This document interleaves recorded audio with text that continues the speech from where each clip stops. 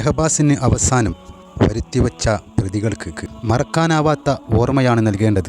അവർക്കൊരിക്കലും ഒരു കുഞ്ഞിനോടും ഇത്തരം പ്രവർത്തനം ചെയ്യുവാനുള്ള മാനസികാവസ്ഥ വരരുത്.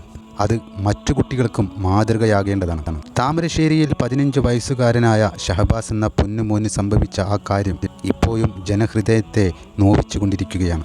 അത് വ്യക്തമായി അറിയുന്നത് കൊണ്ട് തന്നെയാണ് പ്രതികളുടെ ജാമ്യാപേക്ഷ കോടതി ഇന്ന് തള്ളിയത്. അവരെ അഴിച്ചുവിടുന്നത് സാമൂഹിക നിലയെപ്പോലും തകിടം മറിക്കും. നെഞ്ചു പിടഞ്ഞാണ് ഓരോ നിമിഷവും ഷഹബാസിൻ്റെ ഉമ്മയും ഉപ്പയും മറ്റു കുടുംബാംഗങ്ങളും ജീവിക്കുന്നത്.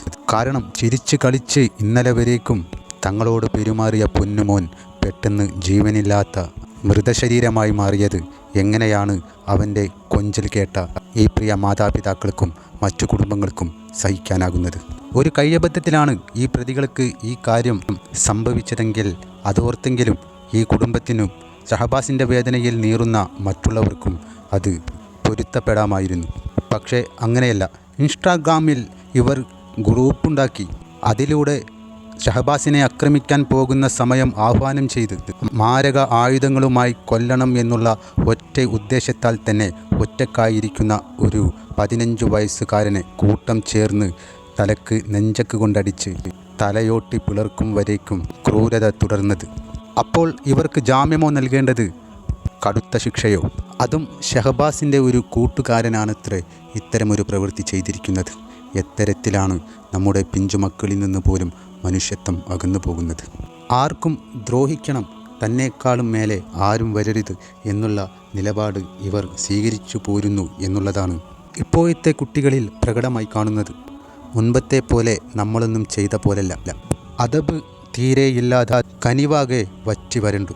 പിന്നെ ഇവിടെ മൃഗീയത ഉടലെടുക്കാതെ മറ്റെന്ത് സംഭവിക്കാനാണ്? സംരക്ഷണം നൽകേണ്ടത് രക്ഷിതാക്കളാണ്.